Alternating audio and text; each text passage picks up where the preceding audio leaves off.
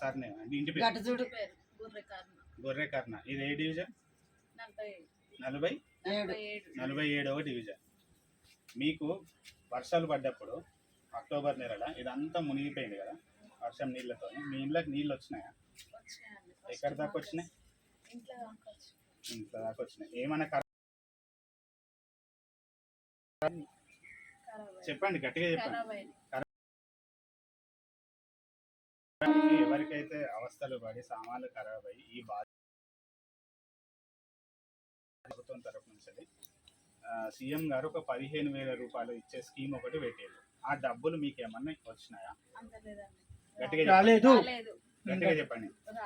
రాలేదు. 15,000 రూపాయలు రాలేదు. అది చూడండి. సరే, ప్రభుత్వం తరఫు నుంచి ఉప్పు, పప్పు, బియ్యము, నూనె గిట్ల 15,000 రూపాయలు అయితే రాలేదు. ఇది బాధితులది అవస్థ. ఫస్ట్ మునిగే ఇల్లు వీళ్ళది. ఇక్కడ మొత్తం అంతా నీళ్ళంతా చుట్టుముడితే ఫస్ట్ ఇక్కడికే లోపలికి వస్తాయి. ఇచ్చినాము అనేసి అని అంటే అసలు బాధితులు వీళ్ళు. మరి ఇంకెవరికి పోయినాయి పైసలు అని